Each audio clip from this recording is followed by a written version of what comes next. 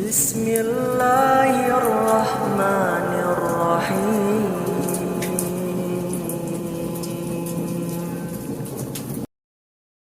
Assalamualaikum warahmatullahi wabarakatuh. Waalaikumsalam warahmatullahi wabarakatuh. Bismillahi walhamdulillah, wassalatu wassalamu ala sayyidina rasulillah, sayyidina wa maulana Muhammad ibn Abdullah wa ala alihi wa sahbihi wa mawalah. Amma ba'du, subhanaka la ilma lana illa ma 'allamtana innaka antal alimul hakim. La hawla wa la quwwata illa billahil aliyyil azim. Saudara-saudara kaum muslimin rahimakumullah,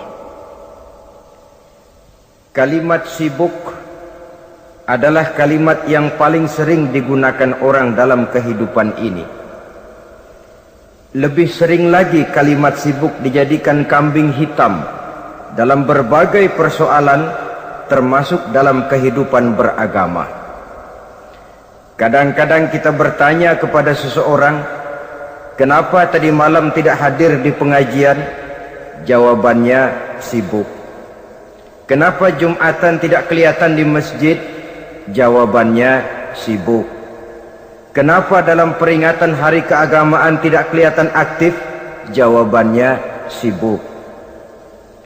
Kalau kita berbicara soal sibuk, siapa sesungguhnya orangnya dalam hidup ini yang tidak sibuk? Makin tinggi status sosial, akan makin tinggi pula tensi kesibukan yang kita hadapi.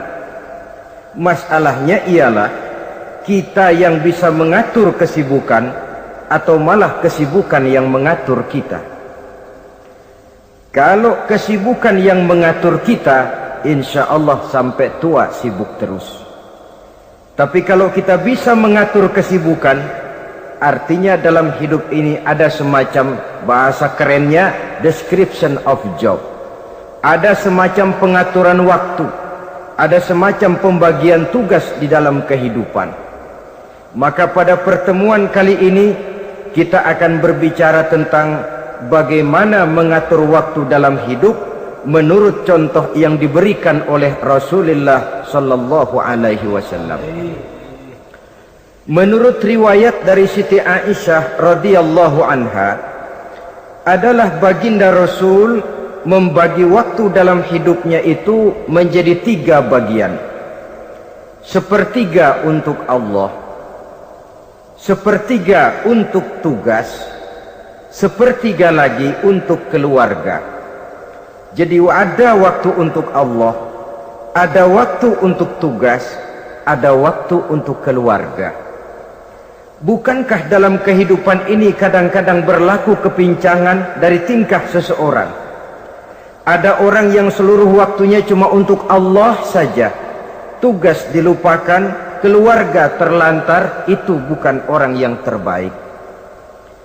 Ada orang yang waktunya habis cuma demi tugas saja, dari pagi sampai pagi lagi, kalau tidak di belakang meja ia rapat saja kerjanya. Allah dilupakan, sujud tidak sempat, keluarga terbengkalai. Itu juga bukan orang yang baik. Ada juga orang yang waktunya cuma untuk keluarga, kerjanya ngumpul saja.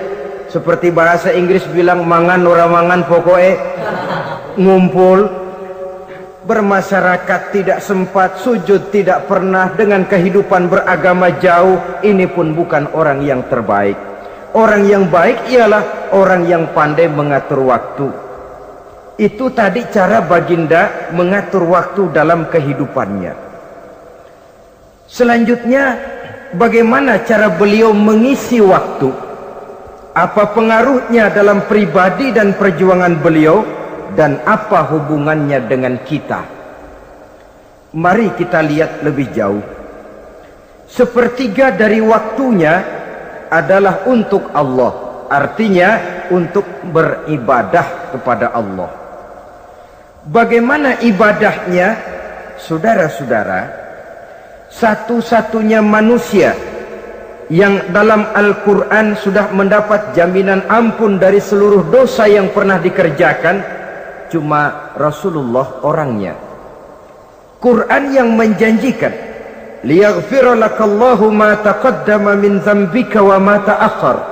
Wahai Muhammad, dosamu yang dahulu, dosamu yang sekarang, dosamu yang akan datang kalau memang ada, seluruhnya sudah mendapat jaminan ampun dari Allah Subhanahu wa ta'ala. Orang yang nyata-nyata sudah mendapat jaminan ampun dari segala dosa ini, ibadahnya luar biasa. Luar biasa bagaimana? Sejarah menceritakan beliau kalau sholat malam sampai bengkak kakinya karena rajin sujud. Aisyah menceritakan, satu malam selesai sholat isya saya akan tidur. Saya lihat suami saya sedang sholat, maka saya pun tidur. Tengah malam saya terbangun dari tidur, saya lihat suami saya masih sholat juga. Saya tidur lagi. Menjelang sepertiga malam yang akhir saya bangun, saya lihat masih sholat juga. Saya hampiri beliau. Saya tanya setelah sholatnya usai, "Bang," kata Aisyah, "ada apa yang?" Kata baginda Rasul. Sebab beliau itu, jangan senyum kalau saya katakan yang di sini. Sebab beliau itu pandai sekali menyenangi hati istrinya. Panggilan kelihatannya sepele, tapi bisa menghidupkan keharmonisan dalam rumah tangga. Beliau apabila memanggil Siti Aisyah dengan kalimat Humaira, "Ya Humaira," wahai yang pipinya kemerah-merahan. Cantik sekali panggilannya untuk istrinya. Kita kadang-kadang terlalu jujur tapi nyakitin. Mentang-mentang bini hitam, kalau manggil bini hitam, sini lo. Jujur tapi nyakiti itu. Hadirin yang saya muliakan, baginda menjawab, "Ada apa ya? Abang ini kan dosanya sudah mendapat jaminan ampun dari Allah." "Iya, lalu gimana?" "Ya kalau ibadah jangan terlalu gitu-gitu benar." "Kenapa sih?" "Orang sudah dapat jaminan ampun itu kan mestinya tenang, aman. Ini malah seolah-olah beliau orang yang paling banyak mempunyai dosa. Tidak puas melaksanakan hanya sholat yang wajib ditambah dengan yang sunnah-sunnah. Tidak usah gitu-gitu bener lah bang, sudah dapat jaminan ampun ini." Terhadap usul istrinya ini, apa jawab beliau? Sederhana tapi melambangkan sikap jiwa yang luhur. Beliau menjawab, "Aisyah, afala uhibbu an akuna abdan syakura." Yang apa saya tidak senang kalau saya ini oleh Allah mendapat gelar abdan syakura, hamba yang pandai bersyukur, hamba yang tahu berterima kasih. Makin diampuni, makin banyak sujud saya. Makin diampuni, makin banyak ibadah saya kepada Allah. Inilah prinsipnya. Saudara-saudara, oleh karena ibadahnya demikian rupa, Allah lalu dekat. Oleh karena Allah dekat, perjuangan beliau itu, walaupun Quraisy melakukan segala macam cara dan usaha, mengeluarkan segala daya dan dana, kemampuan dan kekuasaan, tidak pernah berhasil mematahkan, walaupun berhasil menekan perjuangan baginda Rasulullah sallallahu alaihi wasallam. Coba kalau kita buka sejarah, beliau itu kan mulai berjuang sendiri, yang dihadapi masyarakat yang keras, kasar, brutal. 14 abad yang lalu, semenanjung Arabia terkenal sebagai masyarakat yang jahiliyah, di mana maksiat dan munkarat merajalela. Sembahan adalah berhala. Anak perempuan lahir dibunuh hidup-hidup. Itu zaman dulu, zaman sekarang pun tidak jauh bedanya. Malah kalau zaman dulu dikubur hidup-hidup, sekarang sebelum lahir sudah dibunuh. Yang namanya abortus itu. Kadang-kadang aneh, kita mengadakan operasi bersih, dilarang buang sampah sembarangan. Kalau sudah buang sampah saja tidak boleh sembarangan, tahu-tahu zaman sekarang ini bayi dibuang di tempat sampah. Bukan lagi kertas, bukan lagi kardus, bayi dibuang di comberan. Kan lebih sadis sebenarnya dari jahiliyah 14 abad yang lalu. Judi di zaman dulu 14 abad yang lalu merajalela, menyentuh segala lapisan masyarakat. Di zaman sekarang pun judi tidak kurang hebatnya, cuma tentu dengan bahasa yang lain. Apalagi di zaman sekarang orang pandai menghaluskan bahasa, mensamarkan istilah. Judi disebut sumbangan umpamanya, sehingga orang lalu tidak terasa bermain judi, terasanya ikut nyumbang. Itu sekedar istilah yang merangsang orang sebenarnya. Masyarakat yang semacam ini yang dihadapi oleh baginda Rasul. Diangkat jadi Rasul umur 40 tahun lalu mulai berjuang. Mula-mula secara sembunyi dakwahnya itu. Dari pintu ke pintu, dari rumah ke rumah, dari orang ke orang. Hasilnya 3 tahun gerilya berdakwah dapat pengikut tidak lebih 11 orang. Sudah tidak digaji, tidak dapat beras, hidup pun miskin. 3 tahun dakwah dapat pengikut 11 orang. Ustadz mana zaman sekarang yang masih mau ngajar? Kalau 3 tahun buka pengajian yang ngaji cuma 11, bubar. Kiai mana yang masih mau buka pondok? Kalau 3 tahun buka pesantren santrinya cuma 11. Pemimpin mana yang masih mau kampanye? Kalau 3 tahun kampanye dapat pemilih cuma 11, bangkrut. Tapi tidak dengan Rasul. 3 tahun berlalu, turun perintah fasda bima tu'mar. Tidak usah berdakwah secara sembunyi Muhammad, sampaikan saja Islam secara terbuka. Mulailah beliau berdakwah secara terbuka, terang-terangan. Mula-mula Quraisy dikumpulkan dekat Ka'bah. Kumpulah Abu Jahal, Abu Lahab, Abu Sufyan dan gembong-gembong Quraisy. Di sana buat pertama kali secara terbuka baginda Rasul pidato. Tuan-tuan Quraisy, apakah tuan-tuan percaya kepada saya? Percaya. Kenapa? Karena Anda Muhammad sejak kecil belum pernah bohong. Baik. Jikalau memang tuan-tuan percaya kepada saya, maka mulai hari ini saya serukan kepada tuan-tuan, ankizu anfusakum minan nar. Jaga, pelihara, lindungi dan selamatkan diri tuan dari neraka. Tinggalkan segala macam berhala, jauhi Latta, Uzza, Manat dan Hubal.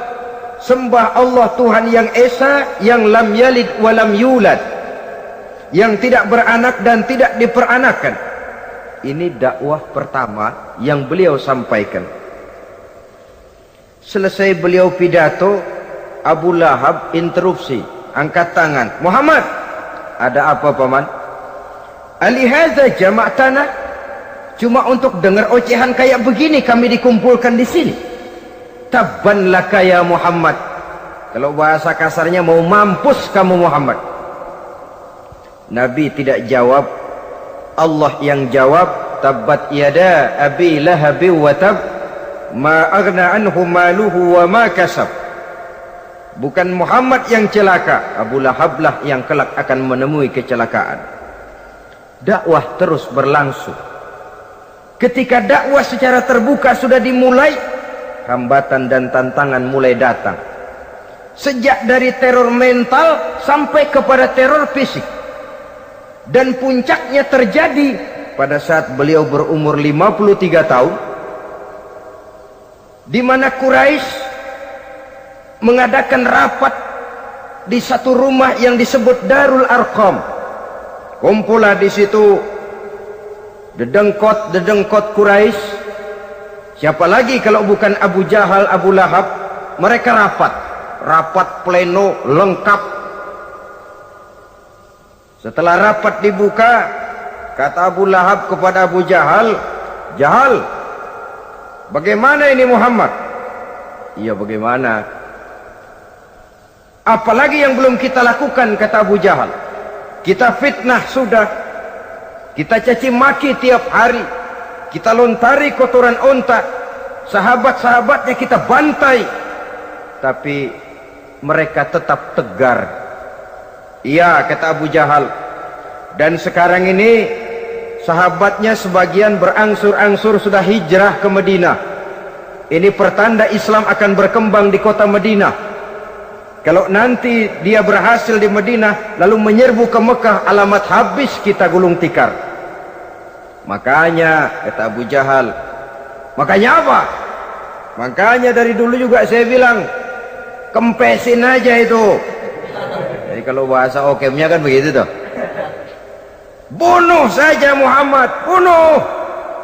Iya, soal bunuh sih gampang kata Abu Lahab. Tapi Muhammad kan tidak keluar dari batu.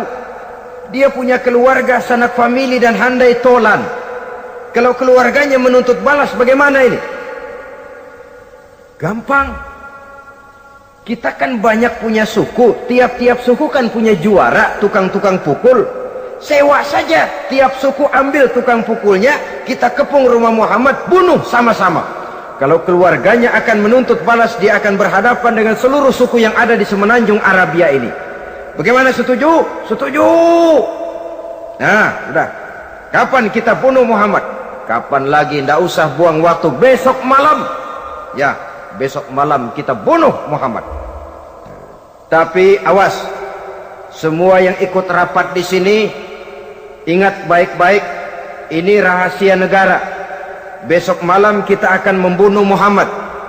Siapa yang berani membocorkan rahasia negara ini, supersip, dianggap menghambat program Quraisy.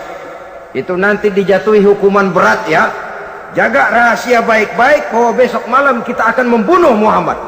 Sanggup? Sanggup. Rapat selesai. Hadirin boleh bubar ke rumah masing-masing. Pulang. Namanya manusia, bocor juga rahasia ini. Begitu pulang, cerita sama istrinya, Bu, anu loh Bu, apa Pak? Saya tadi ikut rapat. Rapat apa tuh Pak? Besok malam akan ada pembunuhan. Pembunuhan? Pembunuhan. Siapa tuh yang mau dibunuh? Muhammad. Tapi jangan bilang-bilang ya, ini rahasia negara. Ini rahasia negara Bu, jangan bilang-bilang. Iya Pak, iya. Nah, besok pagi istrinya ngobrol sama tetangganya. Mbak Ayu, tahu nggak? Apa tuh? Nanti malam akan ada pembunuhan. Siapa yang mau dibunuh? Muhammad. Loh, sampean tahunya dari mana? Suami saya ikut rapat, tapi jangan bilang-bilang ya Bu ya. Ini rahasia negara. Jangan bilang-bilang. Nanti yang satu sampaikan lagi, jangan bilang-bilang. Terus jangan bilang-bilang, akhirnya berita tersebar. Sehingga pagi hari itu sebagian besar penduduk Mekah sudah tahu kalau nanti malam akan ada pembunuhan. Maka lepas zuhur, Mekah itu mulai tegang. Yang simpati, aduh kasihan Muhammad nanti malam akan dibunuh. Yang tidak senang, mampus biar dia rasain tar malam.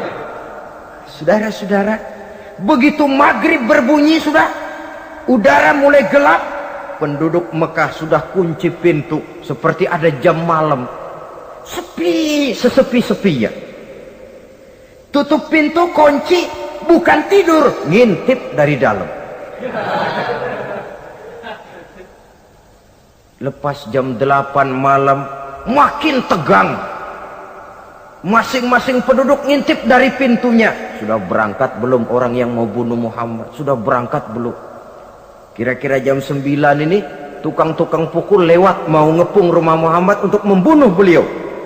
Begitu masuk Mekah, penduduk sudah kunci pintu, tapi mereka tahu kalau semua ngintip.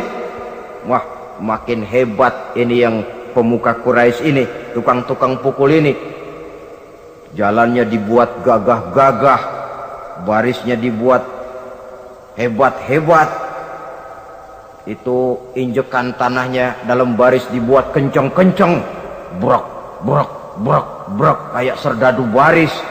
Lewat dekat rumah penduduk pakai batuk lagi. Yang dari dalam ngintip makin ciut. Wah, ini dia yang mau bunuh Muhammad ini. Sampai di rumah Nabi, dikepung rumah Nabi, di pagar betis. Malam itu di dalam rumah cuma Nabi, Abu Bakar dan Ali bin Abi Thalib. Nabi tahu rumahnya dikepung. Lewat tengah malam beliau berkata, Abu Bakar, saya ya Rasul, mari kita berangkat hijrah. Baik ya Rasul. Ali, saya ya Rasul, kamu gantikan saya ya. Gantikan apa ya Rasul? Gantikan tidur di tempat tidur saya. Baik ya Rasul. Masya Allah. Sekali menggantikan mati. Tidur di tempat tidur Rasul pada malam rumahnya dikepung, resikonya kan mati. Menggantikan mati. Lah kalau menggantikan lurah lumayan. Menggantikan mati. Dan Ali tahu persis resikonya. Dan beliau waktu itu masih muda dan beliau tidak nawar. Baik ya Rasul, saya akan tidur di sini, berangkatlah Tuhan. Berangkat Rasul. Ketika keluar dari pintu belakang, rumah dikepung rapat. Terjadilah keajaiban yang Allah ceritakan, wa ja'alna min baini aydihim sadda wa min khalfihim sadda faghshaynahum fahum la yubsirun. Di muka, di belakang, di kiri kanan dibuatkan dinding oleh Allah, dibutakan mereka tidak lihat kalau Muhammad keluar dari rumahnya. Siaga penuh, apel, mata melotot, Nabi lewat nggak kelihatan. Sampai Nabi kemudian menuju Gua Thur, 3 malam 2 hari di sana. Dari sana perjalanan dilanjutkan ke Madinah Al-Munawwarah. Allahu Akbar. Mengarungi gurun pasir yang gersang dan tandus yang terbentang antara Mekah dan Madinah. Meninggalkan kampung halaman tempat di mana dilahirkan dan dibesarkan. Keluarga yang berbeda akidah terpaksa berpisah. Kok kuat? Kok bisa? Kok sanggup? Di mana rahasia kekuatannya? Beliau punya sandaran vertikal, ibadahnya kepada Allah. Dengan bahasa kita sekarang, beliau punya backing. Backingnya tidak kepalang tanggung, yang serba maha. Maka saya mengajak kepada seluruh kaum muslimin, di zaman sekarang kan orang lagi main backingan, ya. Nah, siapa yang punya backing punya jalu. Saya cuma mengajak, kalau mau cari backing jangan kepalang tanggung, carilah backing yang serba maha. Maha gagah, maha tahu, maha adil, maha bijaksana, maha segala-galanya. Dan dialah Allah subhanahu wa ta'ala. Saudara punya backing kolonel, tanggung. Nanti dia pensiun habis. Yang kolonel saja tanggung, apalagi yang kopral. Kalau mau cari backing, carilah backing yang serba maha, Allah azza wa jalla. Caranya tentu dekat kepadanya. Untuk dekat kepadanya melalui jalur yang sudah diatur olehnya, melalui Rasulullah sallallahu alaihi wasallam, yaitu salat, ibadah. Makin tinggi nilai ibadah, makin dekat kita dengannya. Makin dekat dengannya, makin banyak fasilitas yang akan diberikan untuk kita. Saudara pegawai negeri ingin cepat naik golongan, itu caranya 2. Pertama, jam kantor disiplin. Jam 7 masuk, jam 3 pulang. Kalau belum jam pulang, jangan pulang. Yang kedua, tambahan di luar jam kantor, sering-sering datang ke rumah kepala bagian. Apa malam minggu, apa hari minggu, apa bawa jeruk, apa pisang Ambon, kan begitu toh. Ini nanti kan kepala bagian kan nilai, karyawan saya yang satu ini jam kantornya disiplin, tambahan dia sering datang hari minggu di luar jam kantor bawa jeruk lagi. Ini mestinya belum naik lah, gue naikin dulu ke atas. Naik saudara-saudara. Yang saya maksud apa? Itu zuhur, asar, maghrib, isya, subuh, jam kerja resmi itu, jam kantor. Lah, ada kunjungan di luar jam kantor yang namanya tahajud. yang namanya hajat, yang namanya duha. Nanti kan Allah lihat, ini hambaku yang satu ini jam kantornya betul, zuhur, asar, maghrib, isya, subuhnya tepat. Tambahan di luar jam kantor, dia sering menghadap kepadaku. Nah, hambaku ini aku angkat kau maqamam mahmuda, ke satu tempat yang terpuji. Kalau Allah yang ngangkat, satu negara orang mau rendahkan kita, kita akan tetap tinggi. Kalau Allah mau rendahkan, satu negara mau angkat kita, kalau memang dasar mesti nyungsap ke bawah. Inilah perlunya sandaran vertikal. Inilah perlunya kita mempunyai backing hanya kepada Allah. Pada waktunya orang akan sampai ke titik jenuh. Dalam kesunyian orang sering mempertanyakan eksistensi diri, mulai mempertanyakan hakikat keberadaannya. Di tengah kesibukan bisnisnya, di tengah kesibukan kerja, dari rapat ke rapat, dari kantor ke kantor, dari tender ke tender, orang akan sampai kepada titik jenuh. Dikala itu dia memerlukan ketenangan, dikala itu dia memerlukan kedamaian, dikala itu dia mencari eksistensi diri. Sebenarnya hidup ini mau apa sih? Cuma sekedar menjalani hal-hal yang rutin saja, pergi pagi pulang sore, peras keringat banting tulang, atau ada tujuan yang lebih luhur daripada sekedar ini? Dikala itulah dia mulai mencari jalur untuk mendekatkan diri kepada Sang Pencipta. Dan tidak bisa ingin dekat dengan Allah saudara pakai aturan sendiri. Ingin dekat dengan gubernur harus ikut aturan yang ditetapkan oleh protokolnya gubernur. Ingin dekat dengan presiden, ya ikut jalur yang sudah disusun oleh protokolnya presiden. Ingin dekat dengan Allah, ya ikut jalur yang sudah diatur oleh Allah melalui Rasulnya. Apa itu? Ya diantaranya sholat, puasa, dan ketentuan-ketentuan ibadah yang lain. Tidak bisa dengan prinsip yang penting kan hati baik, berjiwa bersih, akhlak luhur, tidak usah sholat kalau hati baik sudah dekat dengan Allah. Oh, alangkah enaknya kalau begitu. Kalau dengan itu bisa dekat dengan Allah, rasanya Nabi Muhammad yang paling dulu berhenti sembahyang. Kenapa? Beliau orang yang hatinya paling baik. Beliau orang yang budinya paling luhur. Kalau budi luhur dan hati baik sudah menjamin untuk dekat dengan Allah, Nabi dulu berhenti sholat. Nyatanya tidak. Beliau orang yang berbudi luhur, berakhlak baik, entoh ibadahnya demikian rupa. Dan beliau adalah standar untuk kita jadikan contoh dalam mengamalkan ajaran-ajaran agama di kehidupan kita ini. Saudara, itu tadi sepertiga waktu beliau untuk ibadah, untuk Allah. Sepertiga yang kedua dari waktu beliau adalah untuk tugas. Dalam hal ini sebagai seorang Rasul, menyampaikan risalah Islam berhadapan dengan umat. Yang jadi soal ialah apa modal utama beliau di dalam melaksanakan tugas, dan ini nanti sebagai cerminan buat kita. Modal utamanya pertama adalah keteladanan, dan yang kedua adalah akhlak. Sekarang ini kita hampir nyaris mengalami berbagai macam krisis. Yang paling santer kita dengar adalah krisis wibawa. Ada pak guru dicegat muridnya di jalanan, dipukulin karena nggak naik kelas katanya.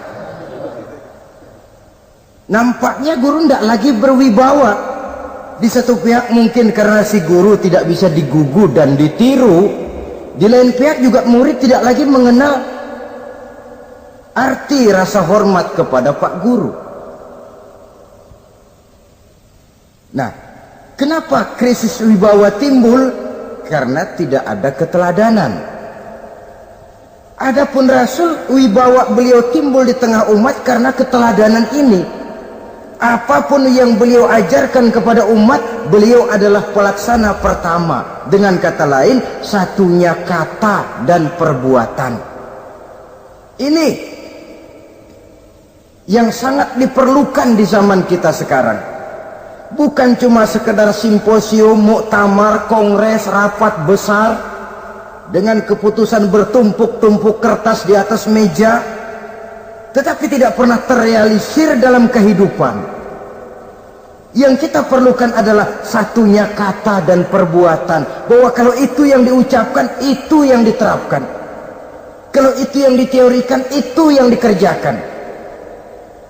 Keteladanan. Yang kedua, rahasia sukses beliau dalam melaksanakan tugas berhadapan dengan umat, akhlak. Beliau tidak menyampaikan Islam ini dengan kekerasan, tidak juga dengan bujuk rayu harta, tidak pula dengan menakut-nakuti orang. Belum pernah kita baca dalam sejarah beliau teriak-teriak, awas yang tidak masuk Islam dipecat jadi orang Arab. Tidak. Atau dengan bujuk rayu, ayo siapa masuk Islam supermi 2 bungkus. Tidak. Sebab kebenaran tidak bisa dipupuk dengan materi. Kebenaran adalah soal keyakinan, dan keyakinan adalah soal batin. Orang yang beragama karena tertarik kepada supermi, orang yang beragama karena tertarik kepada pakaian, kepada obat-obatan, nilai imannya dipupuk dengan materi. Dan usaha seperti itu sama saja dengan menegakkan benang basah. Dia percaya kepada sesuatu yang dia tidak mengerti. Dia yakin kepada sesuatu yang dia tidak tahu apa bentuk yang dia yakini itu. Alangkah malang dan kasihannya orang yang beragama seperti ini. Tidak demikian dengan Rasul. Islam ini adalah satu keyakinan. Keyakinan terhadap kebenaran hanya bisa ditegakkan dalam nurani manusia yang paling mendasar. Karena itu dia tidak bisa dipaksakan. Dan itu pula sebabnya Quran punya prinsip la ikraha fid din. Tidak ada paksaan dalam beragama. Mau Islam silahkan, tidak mau Islam silahkan.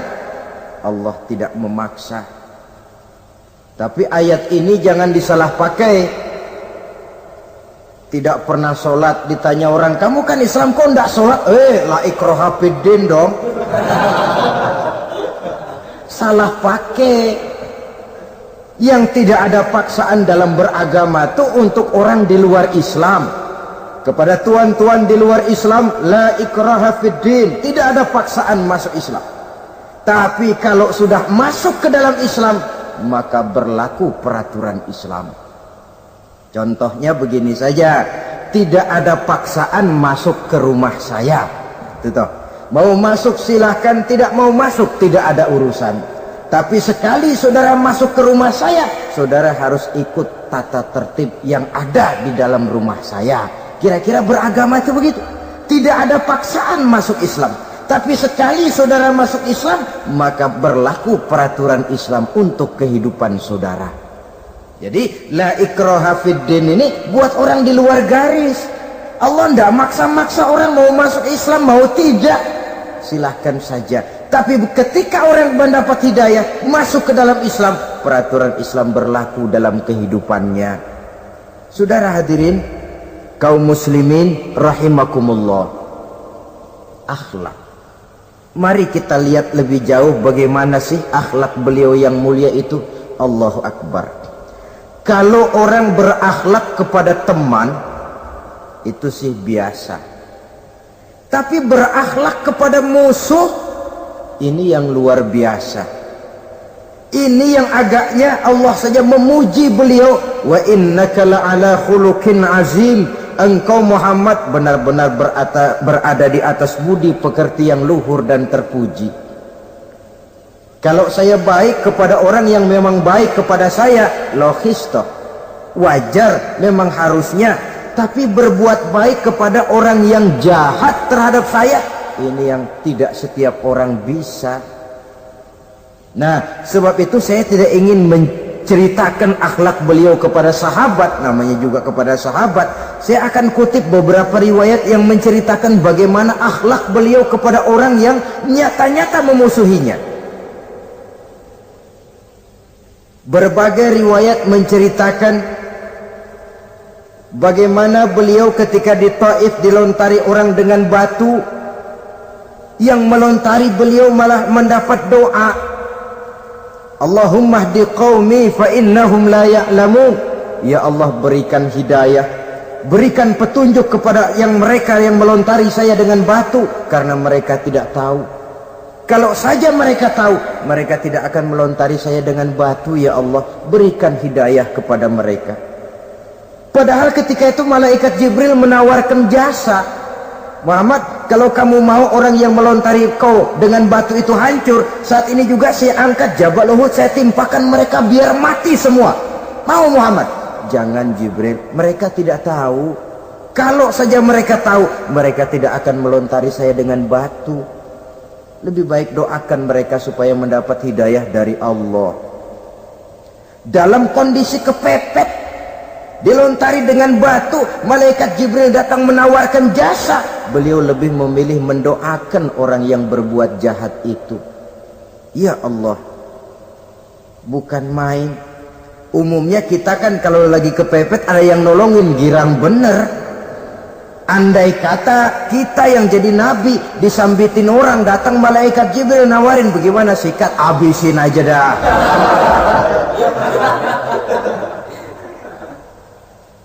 Ini akhlak kepada musuh. Ketika beliau selesai sholat zuhur, istirahat rebah-rebah, tidur-tiduran di bawah pohon kurma, datang orang kafir yang bernama Daksur yang sudah lama mengintip-ngintip, mencabut dan menghunus pedang. Muhammad, kalau ini saat saya tebas batang lehermu, siapa yang akan menolong engkau? Tidak ada. Yang akan menolong saya Daksur? Iya, Allah yang akan menolong saya. Mendengar Allah, Daksur gemetar, keringat dingin bercucuran, pedang jatuh ke bawah, diambil oleh Rasul pedangnya, dibalikan ke leher Daksur. Kalau sekarang saya yang tebas batang lehermu Daksur, siapa yang akan menolong kamu? Tidak ada ya Rasul, kecuali kalau kau mau memaafkan saya. Baik, ambillah kembali pedangmu, kau saya maafkan, dan jangan ulangi lagi perbuatan semacam ini. Lain saat beliau sedang tawaf, diikuti oleh seorang Quraisy kafir. Sambil tawaf, ini kafir Quraisy sudah bawa pisau. Dia pikir nanti di satu sudut yang agak gelap saya tikam Muhammad dari belakang, saya bunuh dia. Jadi kafir ini pura-pura ikut tawaf. Jahatnya orang kafir itu kan begitu, tawaf ya ikut pura-pura tawaf, ada kesempatan sikat dari belakang. Putaran pertama belum ada kesempatan, putaran kedua makin tegang. Pokoknya begitu tempat agak gelap, cabut pisau, hantam saja sudah Muhammad biar mati sekali di sini. Dan Nabi tahu, oh ini asisten pribadi malaikat Jibril ngasih tahu tuh. Jadi malaikat Jibril memberitahu, awas Muhammad, itu di belakangmu orang cuma pura-pura tawaf, dia bawa pisau mau bunuh kamu, hati-hati Muhammad. Roger ganti gitu.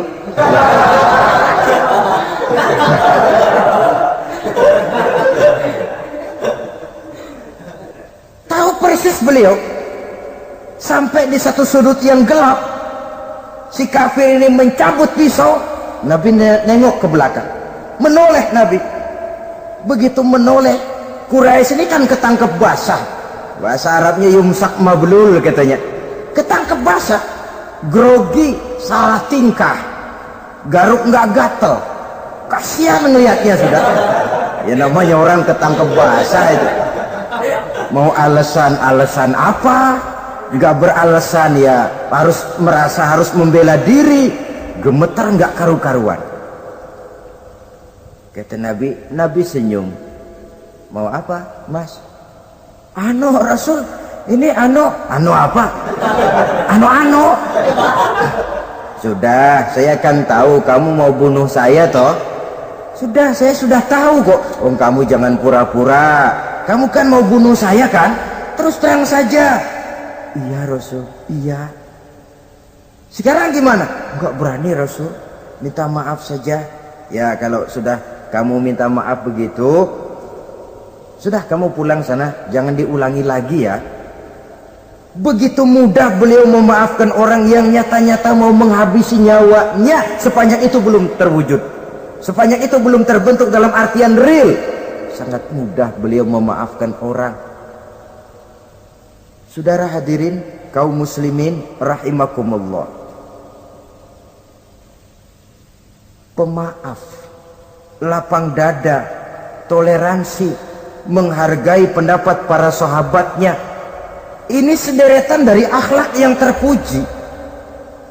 Sehingga karena keluhuran akhlak inilah yang menyebabkan orang tertarik masuk ke dalam Islam. Beliau berprinsip apa? Basyiru wala tunaffiru, yassiru wala tu'assiru. Gembirakan orang, jangan ditakut-takuti. Mudahkan persoalan orang, jangan dibikin sulit. Ini kan satu prinsip yang sangat baik dalam melaksanakan dakwah, dalam menyampaikan misi. Apapun tugas kita di masyarakat, sebagai pegawai pemerintahan, pejabat negara, pedagang, pengusaha, seniman, ustadz, mubaligh, kiai, ulama, dalam berbagai profesi, modal utama untuk sukses adalah akhlak. Sebab hati kita yang tahu cuma Allah. Orang lihat penampilan kita, orang lihat muka kita. Sebab itu Nabi katakan, innakum la tas'una an-nasa bi amwalikum walakin yas'uhum minhum bastul wajhi wa husnul khuluqi. Kamu tidak akan bisa menarik simpati orang banyak dengan hartamu, tapi bisa kau tarik simpati orang banyak dengan akhlak yang baik dan muka yang senyum, muka yang enak dilihat. Orang kadang sering bilang, dia mah biar mukanya begitu hatinya baik. Iya, soal hati kita nggak tahu. Yang kita lihat pertama muka. Bagaimana gue mau ikut dia, mukanya kayak batu kuburan. Kesan serem pertama itu kan sudah ada. Walaupun kadang-kadang hati memang baik, tapi hati itu kan urusan Allah. Yang kita lihat pertama muka. Ini barangkali nanti termasuk teori dalam psychology of salesman ya, bahwa sesuatu yang baik kalau dihidangkan dengan cara yang tidak baik, orang tidak akan tertarik. Lihat saja, orang sekarang ini kan entah makin lajunya dunia bisnis kita, masuk ke rumah-rumah kita cuma menawarkan air jahe, menawarkan sasa, menawarkan kecap bango, menawarkan barang-barang yang kelihatannya remeh. Ini kan termasuk psychology of salesman. Yang datang ya biasanya perempuan, wajahnya ya lumayan, paling kurang sedikit di atas 6 lah begitu. Nah, lalu tutur katanya sopan, masuk ke rumah tidak sungkan, ada rasa familiar, rasa kekeluargaan, lalu datang. Taktik untuk menawarkan barang yang jadi merek dagangannya. Nah, Islam ini agama yang baik. Kalau disampaikan dengan cara yang tidak baik, sadis, memponis, orang akan lari dan jauh. Menyinggung, bukan menyentuh. Siapapun kalau tersinggung lari, tapi kalau tersentuh dia akan mendekat. Apaan lo Islam bayang begitu? Mikir nih anak, oh sembayang diomelin, mendingan kagak sembayang sekalian ketahuan. Saudara hadirin yang saya muliakan, ini yang diberikan contoh oleh baginda Nabi. Apapun tugas kita, pedagang utamakan akhlak, petani utamakan akhlak, seniman utamakan akhlak, mubaligh utamakan akhlak, pejabat negara utamakan akhlak, pelayan dan pengabdi masyarakat utamakan akhlak. Saudara hadirin yang saya hormati, kaum muslimin yang berbahagia. Jadi untuk sukses di masyarakat, untuk sukses di tempat tugas, modal utama adalah akhlak. Dan ini yang dicantikan contoh dari Nabi kita Muhammad sallallahu alaihi wasallam. Sepertiga waktunya untuk tugas, dalam menjalankan dan melaksanakan tugas sebagai seorang rasul, menyampaikan risalah Islam, berhadapan dengan umat, modal utamanya adalah akhlak. Demikian juga kita di masyarakat. Dan akhlak itu memang harus dibiasakan sejak kita kecil, sehingga dengan demikian nilai-nilai yang baik akan terus terbawa sampai di hari tua kita. Saudara-saudara, rasanya kehancuran satu bangsa dimanapun di dunia ini selalu dimulai dengan kehancuran akhlak daripada bangsa itu sendiri. Dan kehancuran akhlak itu bisa saja terjadi di tengah kemakmuran ekonomi, di tengah maju dan canggihnya teknologi. Kapan? Apabila pegangan orang kepada agama sudah lemah dan rapuh. Kita tengok di negara-negara di sebelah barat kita, kemajuan teknologi yang tidak diimbangi dengan kuatnya pegangan orang kepada agama telah melahirkan budaya-budaya yang merendahkan martabat manusia. Lahirlah kebudayaan hippies, lahirlah kebudayaan nudis, hidup serba bosan dengan ini dan itu karena segalanya sudah dimiliki. Rumah mentereng, jumlah kendaraan sejumlah keluarga, kapal pesiar di laut mewah, pesawat udara punya, setelah ini punya, ini ada, semua ada, titik jenuh sampai. Mau apa semua ini?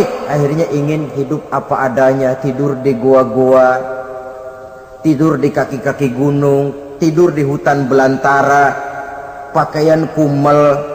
Tuh hipis-hipis yang datang kemari, yang pakaiannya kumuh, tambelan, lepis belel, padahal di kantongnya cek, travel cek, dolar. Lain hipis kita, emang benar-benar gembel.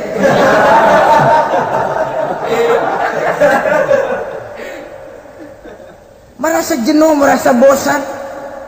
Bahkan sebuah berita dari Jerman, orang terlalu kaya, pulau dibeli. Di pulau itu dia bikin satu klub yang bernama klub nudis. Setiap anggotanya boleh masuk ke pulau itu dengan catatan tidak boleh pakai pakaian selembar pun, alias bugil, telanjang bulat. Oh, sudah telanjang bulat itu. Dan di sana berlakulah apa yang disebut serba boleh. Jadi kalau di sana ke sana saudara bawa istri masuk anggota, ya silahkan saja. Istilah tukar pakai, simpan pinjam bisa-bisa saja, asal suka sama suka. Asal perbuatan yang dianggap tidak merugikan orang lain, suka sama suka, sudah tidak bisa dituntut oleh norma yang berlaku. Ya. Itulah sebabnya kita sering prihatin bahwa kemajuan sering membawa pergeseran nilai. Apabila kita tidak bisa menghindarkan diri dari proses pergeseran nilai, setidaknya kan kita bisa menjaga diri jangan sampai hanyut oleh nilai-nilai yang negatif. Akhlak, baik sebagai muslim, baik sebagai bangsa Indonesia yang berkepribadian luhur, itu merupakan cerminan kita. Saya prihatin, belum lama diselenggarakan kontes bibir terindah. Kontes bibir terindah itu kira-kira apa manfaatnya? Apa yang jadi ukuran? Dan bukankah bibir karunia Tuhan? Ya kalau yang bibirnya mungil bisa ikut kontes lah, kalau yang jebleh gitu.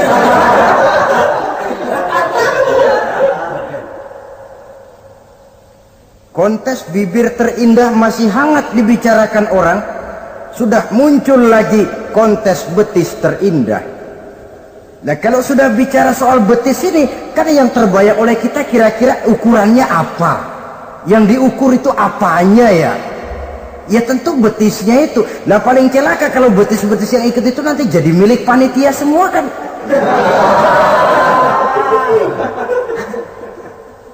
Yang tidak usah kita mengukur dengan kacamata agama, dengan budaya kita sebagai bangsa Indonesia yang berfalsafahkan Pancasila, rasanya mendengarnya saja kok sudah ndak sah gitu loh. Ndak pas untuk ukuran kita sebagai bangsa yang berfalsafahkan Pancasila. Saudara-saudara kaum muslimin rahimakumullah. Ini yang saya maksud tadi, proses pergeseran nilai. Andai kata kita tidak bisa menghindarkan diri dari hal yang semacam itu, setidaknya kita bisa menjaga diri jangan sampai hanyut ditelan proses pergeseran nilai. Dan memelihara nilai-nilai akhlak ini dari hari ke hari memang tidak semakin ringan, bahkan akan semakin berat, karena tantangan yang kita hadapi juga akan semakin berat.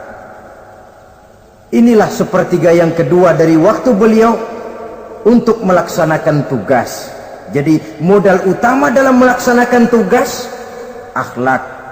Di antara nilai akhlak itu prinsip Nabi tadi, gembirakan orang, jangan ditakut-takuti, mudahkan urusan orang, jangan dibikin sulit. Sehingga kalau yang memang mudah lalu dipersulit, itu sudah mencerminkan akhlak yang tidak diajarkan oleh Rasulullah sallallahu alaihi wasallam.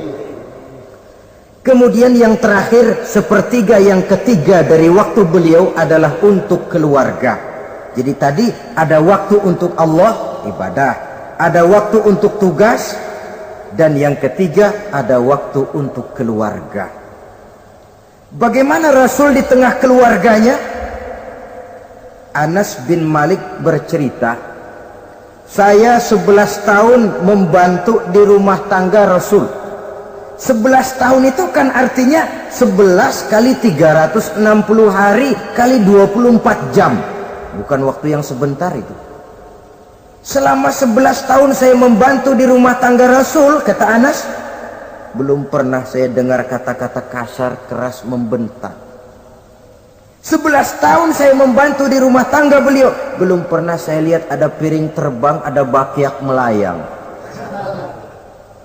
Artinya apa? Cerminan dari ketentraman, keayeman, kedamaian rumah tangga beliau. Padahal rumah tangganya kecil. Istrinya lebih dari satu. Tapi aman, tentram, rukun. Kita kadang-kadang istri satu seminggu 7 hari, perang 6 hari. Cuma 1 hari gencatan senjata. Saudara hadirin, saudara kaum muslimin rahimakumullah. Kalau beliau tidak menyenangi satu masakan, misalnya masakan istrinya, tidak mencah-mencah, cuma kelihatan dari makannya barangkali tidak begitu banyak, tapi tidak pernah mencela apapun yang dimasak istrinya. Senang ya dimakan, tidak senang ya dimakan karena menghargai lelah jerih payahnya istri. Ini kelihatannya sepele, tapi dari sini keharmonisan rumah tangga itu bisa saja timbul. Bukankah seseorang hanya bisa sukses di tempat tugas? Jadi apapun dia, kalau berangkat dari ketentraman dan ketenangan di rumah tangga. Dan tidak ada orang bisa meraih sukses kalau dia berangkat dari rumah tangga yang berantakan. Itulah sebabnya ini sangat diperhatikan oleh baginda Rasul. Dari rumah yang kecil, dari tempat tidur yang sederhana, yang sebelah itu kain kasar, sebelah dipakai untuk tidur, sebelah dipakai untuk selimut. Jadi kasur merangkap selimut. Allahu Akbar. Tapi dari rumah tangga yang semacam itu keluar ucapan baiti jannati, rumah tanggaku laksana surga bagiku. Di mana sih rahasianya? Karena rumah tangga beliau didirikan di atas ajaran agama. Agama membuat suami istri tahu hak dan tahu kewajiban. Kalau kewajiban dilaksanakan, hak diberikan, akan timbul saling pengertian. Apabila ada pengertian, akan timbul ketenangan, dan ketenangan adalah tangga utama untuk mencapai rumah tangga bahagia. Apalah artinya? Seperti banyak istilah orang, rumah bertingkat, uang banyak berlipat-lipat, kendaraan serba mengkilat, istri pun cantik memikat, kadang-kadang jumlahnya 4, tapi tiap hari kiamat. Tidak pernah ada ketenangan dan kedamaian di rumah itu. Saudara hadirin, lebih celaka lagi sudah rumah gubuk berantem melulu. Sudah kiamat itu, sudah kiamat. Jadi dengan adanya pelaksanaan kewajiban, pemberian hak, timbul pengertian. Pengertian membawa ketenangan. Suami keluar rumah, istri tenang di rumah. Suami meninggalkan istri pun hatinya tenang dan tentram, tidak was-was, tidak berpikiran nanti kalau saya lembur ini istri ngompreng, tidak. Si istri pun lega melepas suami karena ada keterbukaan. Ini kan menurut angket terakhir loh ya, yang diadakan oleh beberapa majalah di ibu kota ini, di ibu kota katanya, dari sejumlah laki-laki yang disebarkan angket, ternyata jika ada 3 laki-laki, 2 nyeleweng. Jadi angka penyelewengan itu 2/3 dari jumlah laki-laki itu menyeleweng katanya. Ya mudah-mudahan yang kumpul di sini termasuk 1/3 yang nggak nyeleweng itulah. Dan tidak semua bentuk penyelewengan itu karena alasan ekonomi. Bukan pula karena alasan ketidaksetiaan istri, tapi merupakan cerminan dari sikap hidup di mana orang jauh dari nilai-nilai agama, sehingga penyelewengan itu dianggap sesuatu yang manusiawi, biasa-biasa saja, bahkan kadang-kadang ikut membentuk status sosial, melahirkan kebanggaan. Innalillahi. Orang kalau sudah bangga nyeleweng bangga, nah, itu kiamat sudah. Sama saja, bikin dosa ketawa, waduh, itu malaikat gemes benar. Udah bikin dosa cengengesan, cengar cengir, tidak ada rasa nyesel, tidak ada rasa takut, tidak ada rasa bersalah, biasa gitu. Saudara hadirin yang saya muliakan, ini kan cerminan dari rapuhnya pegangan orang kepada agama. Jadi untuk membina rumah tangga yang bahagia ini, sepertiga dari waktu untuk di tengah keluarga menghidupkan nilai-nilai agama di rumah tangga kita. Oleh karenanya, pada bagian akhir dari pertemuan yang singkat ini, saudara-saudara, saya mengajak, marilah pandai-pandai membagi dan mengatur waktu. Ada waktu untuk Allah, ada waktu untuk tugas, ada waktu untuk keluarga. Syukur kalau ada keseimbangan. Tapi kalau tidak, istilah usul fikih itu tatimul aham minal muhim, mendahulukan yang terpenting dari yang penting. Kalau ada 3 persoalan semuanya penting, tentu di antara 3 ini kan ada yang lebih penting, dan itulah yang dikerjakan lebih dulu. Dan ini tidak berarti bahwa penjatahan waktunya harus sama. Untuk ibadah dalam sehari semalam sekian jam, untuk tugas sekian jam, untuk keluarga sekian jam. Tidak bisa kita targetkan begitu. Dan yang dimaksud di sini pun adanya pengaturan. Pengaturan tidak berarti bahwa harus sama waktunya, tidak. Kita melihat kepentingannya. Saudara hadirin, sama saja di zaman sekarang, kalau dengan pembangunan kita ingin menciptakan pemerataan di kalangan rakyat, itu tidak berarti bahwa rakyat Indonesia ini standar ekonominya harus sama semua seperti yang dicita-citakan komunis. Tidak bisa. Menciptakan pemerataan artinya kalau yang kaya bisa semakin kaya, kenapa yang miskin tidak bisa naik jadi sedikit kaya? Dan artinya menciptakan kesempatan kepada setiap penduduk Indonesia untuk merubah tahap dan taraf kehidupannya. Demikian juga adanya pengaturan waktu. Bukan berarti untuk Allah sekian jam, keluarga sekian jam, tugas sekian jam. Sebab jam-jam ini sulit kita jatahkan. Kadang-kadang tugas, kadang-kadang keluarga, kadang-kadang ibadah kita sedang gandrung. Yang penting ada keseimbangan dalam cara kita mengatur waktu itu. Nah, saudara-saudara, demikianlah pertemuan dan pembicaraan kita kali ini. Terima kasih atas segala perhatian. Mohon maaf atas segala kekurangan. Usikum wa nafsi bitaqwallah. Wassalamualaikum warahmatullahi wabarakatuh.